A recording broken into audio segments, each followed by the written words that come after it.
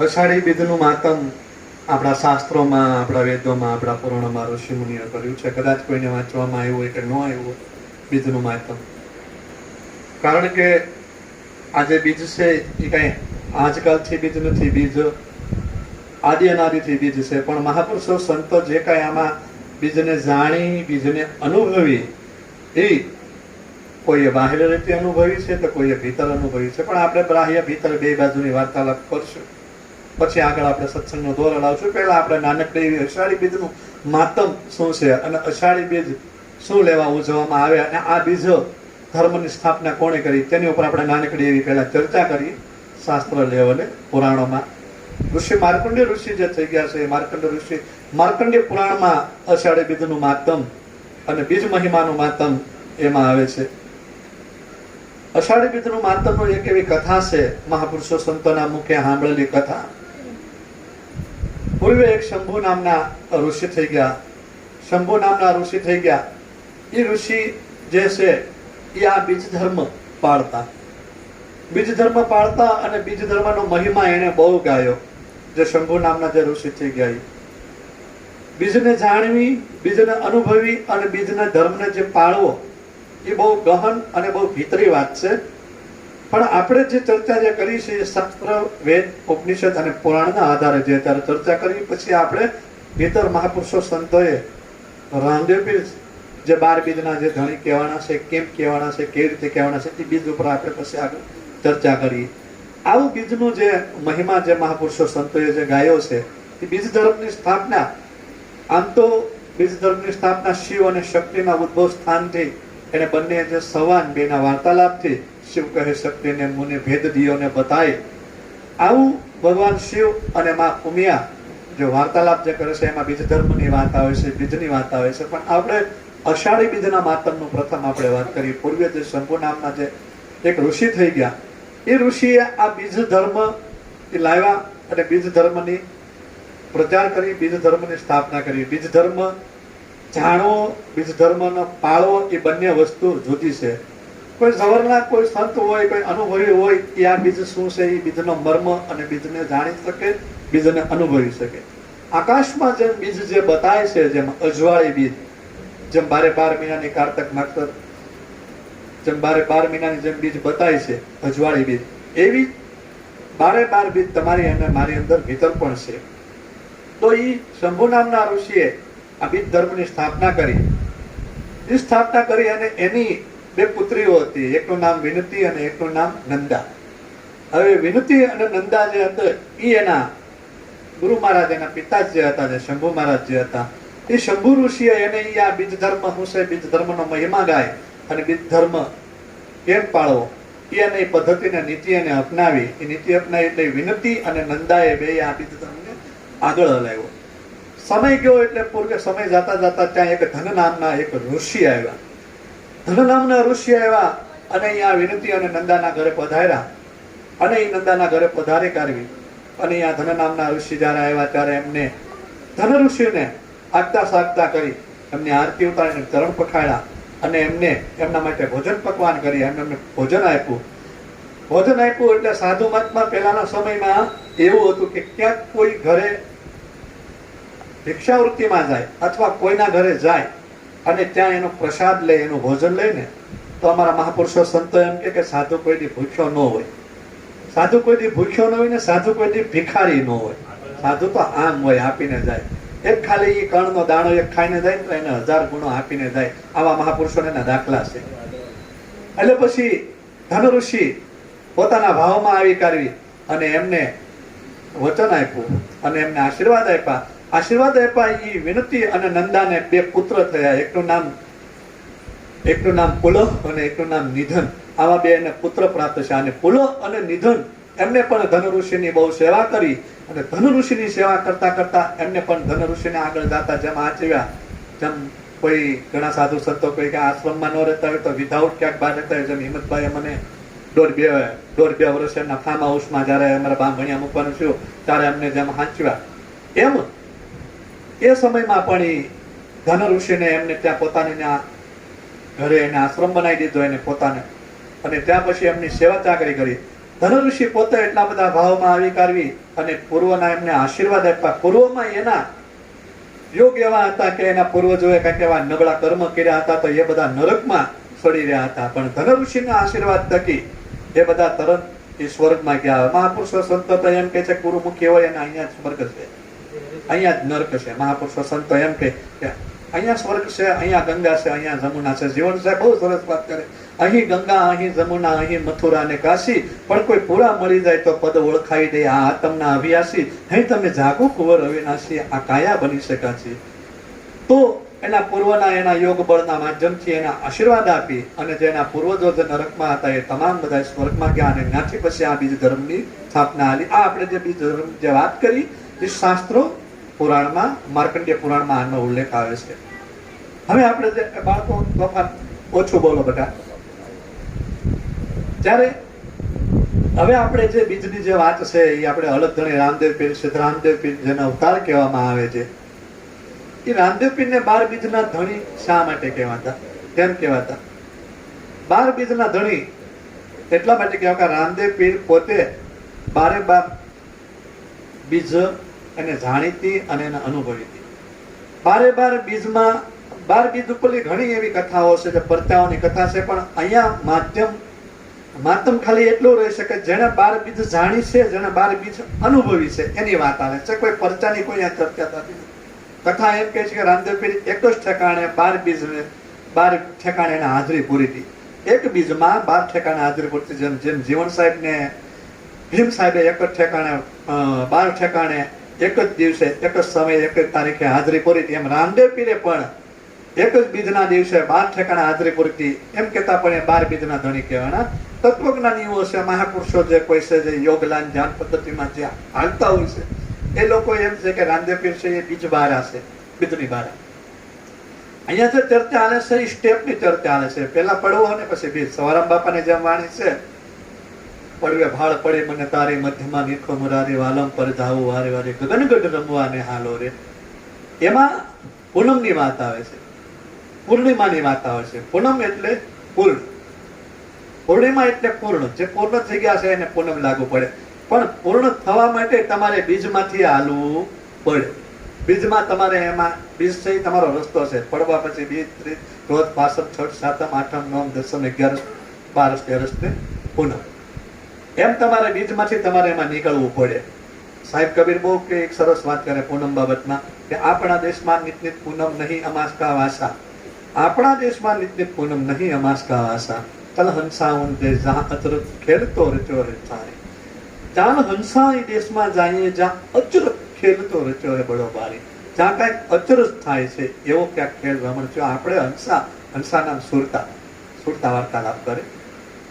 ચાલો હંસા ઉન દેશ જ્યાં અચરત ખેલતો રચ્યો હે બડો ભારી. જ્યાં કઈક એવો અચરત ખેલ જે છે કે એવો ભારી છે કે એને આપણે અનુભવવા જઈએ. પણ આપણા દેશમાં નિશ્ચિત પૂનમ આપણી અંદર ભીતર ગગનમંડળમાં શૂન્યશેખરમાં જયારે તમારી અને મારી સુરતા જયારે નાભિયેથી એક્ટિવમાં જયારે આવી જાય અને જયારે એ સક્રિય થઈ જાય ત્યારે તમને આ વસ્તુની અનુભૂતિ થાય. પણ આપણે ચર્ચા ત્યારે બીજની કરવાનું છે, પૂનમનું આપણે પછી રાખીએ.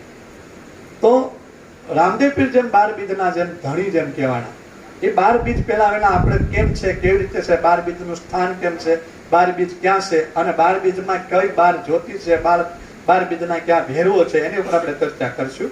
પછી આપણે ભીતર આપણે જે કઈ વાણી જે કઈ કરવાની છે એ આપણે પછી સત્સંગ આપણે આગળના દોર ઉપર હાલીએ.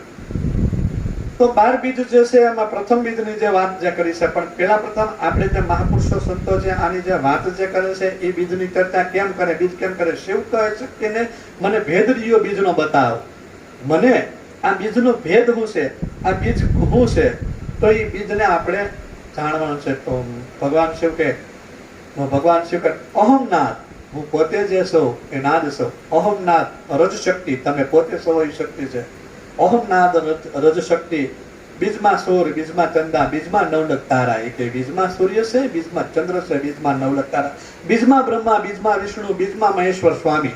બીજમાં બ્રહ્મા, બીજમાં વિષ્ણુ, બીજમાં મહેશ્વર સ્વામી.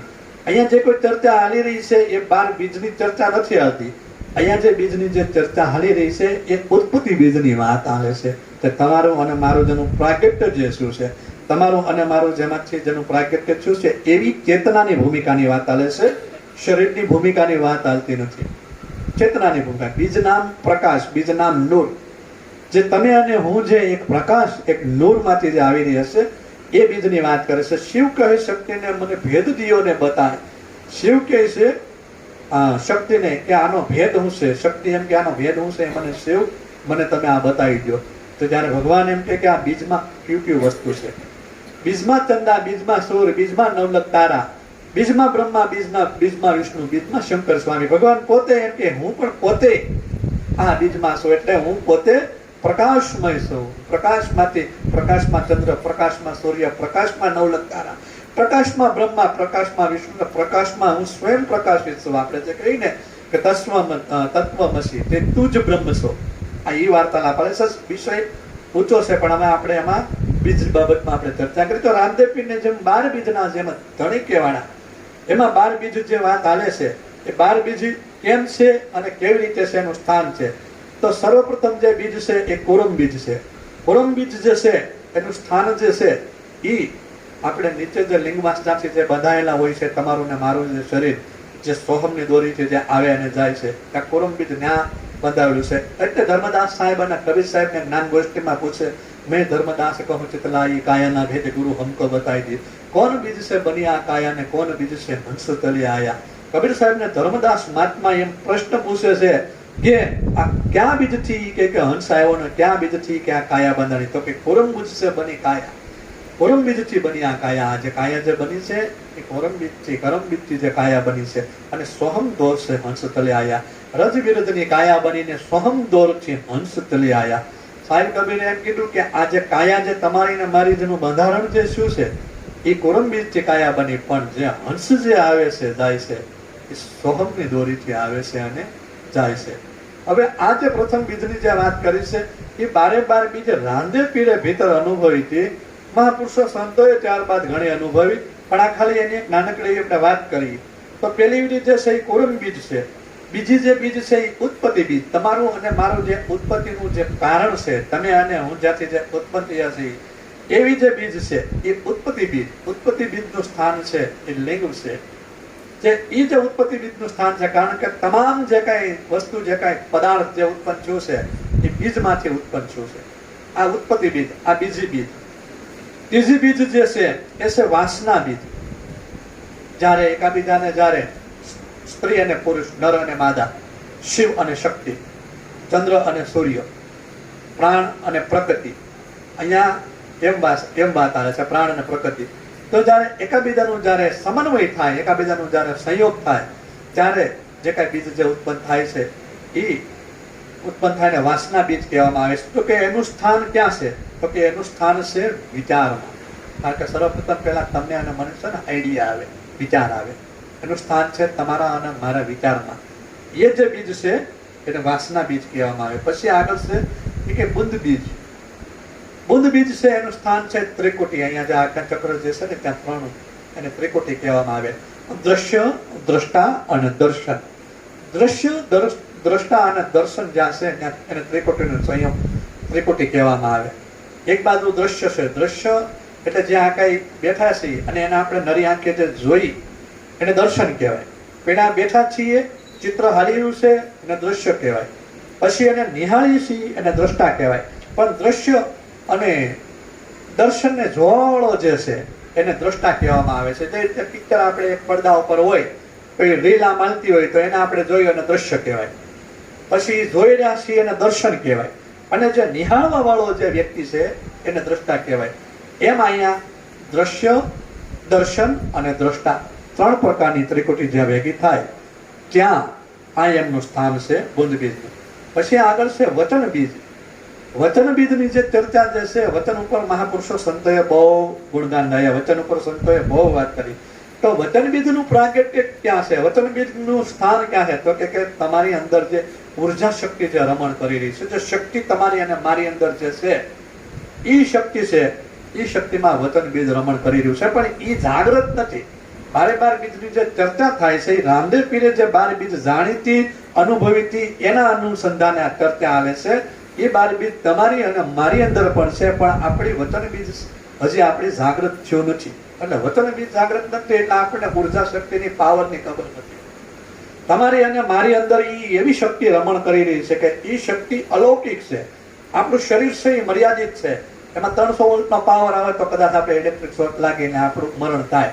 પણ જ્યારે તમારી અને મારી અંદર જે નાભીમાં જે શક્તિ જે રમણ કરી રહી છે એ શક્તિ જ્યારે એક્ટિવ થઈ જાય અને જ્યારે એ જાગૃત થઈ જાય અને પ્રાણ અને અપાનના માધ્યમથી ફૂલડ ગતિ કરી અને એ શૂન્ય શિખરમાં જ્યારે જાય ત્યારે એ અનલિમિટેડ પાવર થઈ જાય છે, જેની કોઈ આપણે વર્ણન ન કરી શકીએ એવી શક્તિ પાવર થઈ જાય. એટલે કબીર સાહેબે એક બહુ વાત કરી આ બાબતમાં કે ભાઈ હીરે માર્ગ મારે જોવા નથી, મનખા જન્મ મારે ખોવા નથી, આ હીરે માર્ગ મારે જોવા નથી. એક ભૂવો દૂજો ભૂવો ભૂવા હોવા 18 લાખા, હાચી માતાની ખબર ન લીધી, આ તો ધૂણી ધૂણીને મુવા, હીરે માર્ગ મારે જોવા નથી. તમારી એને મારી અંદર સાચી શક્તિ જે રમણ કરી રહી છે એ શક્તિને આપણને ખબર નથી. એ શક્તિને આપણે જાણી લઈએ તો જગતની તમામ જગદંબા છે એ બધું આપણને જણાઈ જાય, તમામ આપણને શક્તિ અનુભવાઈ જાય. પણ જણાઈ જાય તો જણાવું ન હોય ને આપણે અમથા કહી દઈએ કે ખોડિયારમાં હું ને મેલડીમાં હું ચામુંડામાં હું ને એ બધું ગૌણ વાત છે. પેલા તમારી અંદરની જે ભીતરની જે શક્તિ છે એને તમે 1% જાણી હોય તો એનું પ્રમાણ દેવું પડે. અમારા હમણાં થોડાક સમય પહેલા એક મહેમાન આવ્યા ને, મને કહે કે મારી અંદર એટલો બધો પાવર છે ને, આ તો બધો પાવર હાવ નોર્મલ કહેવાય. મારી અંદર એટલો બધો પ્રાણ શક્તિ કે કેચઅપ કરેલો છે કે પ્રાણને મેં કબજા કર્યો તો મહારાજ. તો હું તો બેઠો બેઠો વિચાર કરું તો મેં કીધું પ્રાણને કબજા કર્યો હોય તો મેં પ્રમાણ દેવું પડે. કે પ્રમાણ કે હાલો તે હું લઈ ગયો ફ્યુઝ પાસે, મેં કહ્યું નાખવામાં હાથ. હવે એ તો 300 પાવર છે. મેં કહ્યું પેલા હું હાથ નાખું પછી આપણે તમારે નાખવાનું. હમણાંની વાત તાજે નામ ન લેવાય કારણ કે સોશિયલ મીડિયામાં કોઈ નામ લેવું વ્યાજબી વાત ન કે. બિચારાને કુંડળીની જાગૃત થઈ ગઈ હતી એટલે વળે આવ્યા ને અમારે એમ તો મારું દાઢી સટાવાળા મારો કઈક થોડા ઘણું પોતને કઈક આવડી ગયું ના પાડવા હોશિયારી મારવા આવ્યા બિચારા. હિંમતભાઈ જવા હશે બોલવા વાળા હશે ને એવા જ. હા આવી કઈ મારી પાસે પ્રમાણ મને કે મારે પ્રાણ જાગૃત થઈ ગયો છે. મારી પાસે મેં કઈ 300 વોલ્ટ મેગા વોલ્ટ છે. હું તો ઘડીક હું હિંડોળો ઘડીક મારો બંધ થઈ ગયો. મેં કીધું તો મેગા વોલ્ટ તો પ્રમાણ દેવું પણ મને કે પ્રમાણ તમે તો આનો તો પ્રમાણ મેં નાખો ફ્યુઝમાં હાથ, પેલા હું નાખો પછી તમારે નાખવાનું. મને કે ફ્યુઝમાં હાથ ને મેં તમે તો આ 300 વોલ્ટ છે એમાં હું વાંધો એમ. એટલે શક્તિની જે વાત જે હાલી રહી છે તો એ શક્તિ તમારી અંદર જે ઉર્જા શક્તિ જે રમણ કરી છે જયારે કુંડળીની શક્તિ નાભીથી સદગુરુની કૃપાથી જયારે નાભીથી જયારે જાગી જાય ત્યારે એના પ્રભાવો શું પડે, એની ગતિમતી શું કામ કરે છે એ ઓટોમેટિકલી આપણને ખ્યાલ પડવા પડે. એટલે આપણને ખાલી એક અમથું એવું કામ પગમાં કાંટો વાગ્યો હોય, એક જરીક એવો કાંટો ભાંગી ગયો હોય તો આપણને બધું ભૂલી જાય, હાથ પગ મોઢું બધું ભૂલી જાય. કાંટો જરી ખડકાય, કાંટો જરી ખડકા કરે એટલી ખબર પડે કે અહીંયા કાંટો વાગ્યો છે. જરીક એવો આમ તો ને આપણી અંદર જે આ મેગા વોલ્ટ પાવર જે જાગૃત છે એને આપણને ખબર ન રહે તો એનો અર્થ શું એમ. તો એ જે ઉર્જા શક્તિ જે છે એ વચન બીજની અંદર એ ઉર્જા શક્તિ રમણ કરી રહી છે. પછી કહે કે કર્મ બીજ, કર્મ બીજ એટલે તમે ને હું જે કાંઈ કર્મ કરી રહ્યા છે એ કર્મ બીજ છે એ મનના માધ્યમથી થાય. આજે આપણે જે કાંઈ એકાબીજા જે વાર્તાલાપ કરીએ છીએ, એકાબીજા જે આપણા બધાના સંબંધો છે, એકાબીજા જે આપણે આ જન્મમાં જે મેળા છે, આ જન્મમાં આપણા પતિ છે, કોઈ પત્ની છે, કોઈ દીકરી છે, કોઈ માં છે, કોઈ બાપ છે, કોઈ ગુરુ છે, કોઈ શિષ્ય છે, કોઈ મિત્ર છે, એ જે આપણે ભેગા છે એ આપણા મનના કારણ છે. આ બધું કારણ બધું મનનું છે. આ મનની વાસનાના કારણ છે, મનના વિચારના કારણથી આપણે અહીંયા એકાબીજાએ જન્મ ધારણ કર્યો છે. કારણ કે ઈચ્છા કારણ હમ કલકર આયા, જીવ મન માયા મેં યુ ગુચવાયા. બ્રહ્માનંદ સ્વામીએ કીધું કે ક્યાં કારણથી તમે અહીંયા આવ્યા? તો કે ઈચ્છા કારણ હમ ચલકર આયા, જીવ મન માયા મેં યુ ગુચવાયા. જીવ છે એ મન અને માયાના આવરણમાં આવી અને એ ગુચવાઈ ગયો છે. તો એ કે કર્મ બીજ ક્યાં એનું સ્થાન છે? તો કે કર્મ બીજનું સ્થાન છે એ મનમાં છે.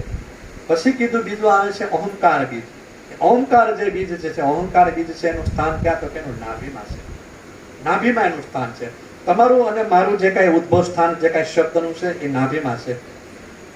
સુખરામ બાપાના શિષ્ય ઓંકારામ બાપાએ બહુ સરસ વાત કરી કે પ્રથમ નાભીની વાત કરો, ઓમકાર ઓળખી ભાઈ કેટલી માત્રાનો અવાજ થયો અને કોણ નાદ દિયો બજાય. તો ઓમકાર છે એ પ્રગટ ક્યાંથી છો? કેટલી માત્રાનો અવાજ થયો અને એ ક્યાં છે?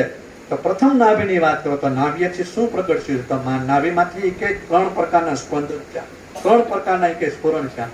તો કે અકાર, મકાર અને ઉકાર ત્રણેય માત્રા બની. ઓમકાર, મકાર અને ઉકાર.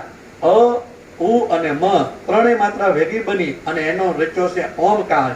એ જે ઓમકાર જે પ્રગટ્યો છે એનું સ્થાન છે નાભીમાં. અને પ્રથમ સાહેબે તો પાછું એને વળી જ્યાં સુધી કીધું શબ્દમાં કે ઓહમ સોમ શબ્દ નાભીથી ઉઠે સુનવી શિખર ગઢ જાય આ રે અવસરમાં સદગુરુ સેવ્યા વસ્તુ તો દેહમાં બતાવી સોહાગીલાલ.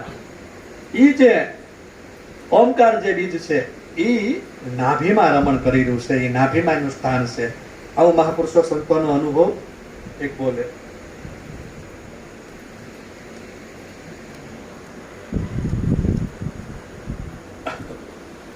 પછી આગળનું આવે છે આઠમું રજબીજ.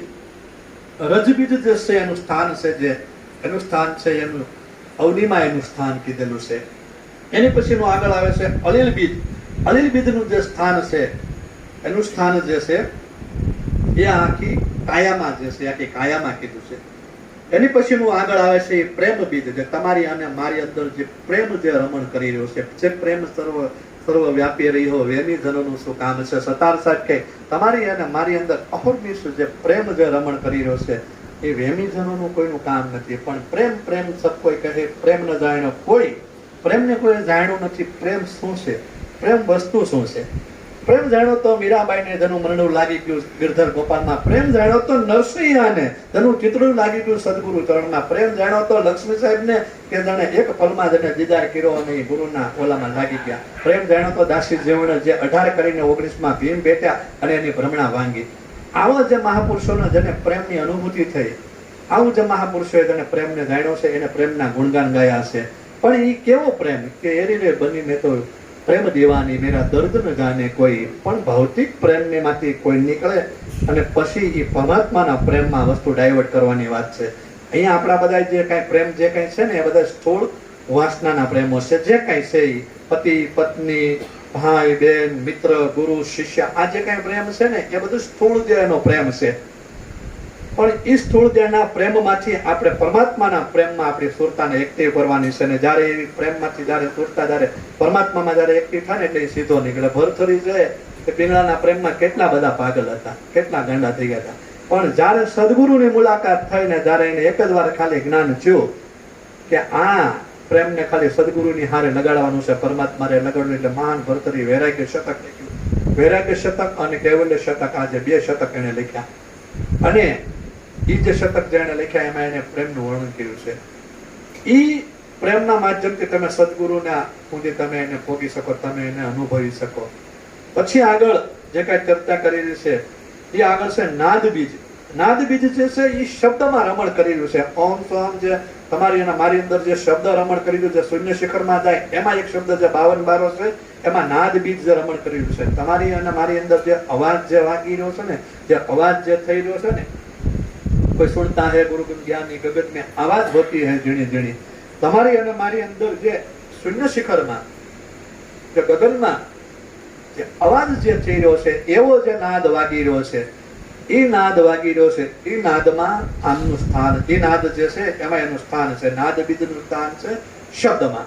પછી 12મી બીજ આવે છે એની કહેવાય છે બ્રહ્મ બીજ, જે મેન બીજ, જે તમારું અને મારું જે ઉત્પત્તિનું જે પ્રાગટ્યનું જે ચેતનાનું જે સ્થાન છે એનું સ્થાન છે એ છે ઓમકાર બીજમાં એનું સ્થાન છે.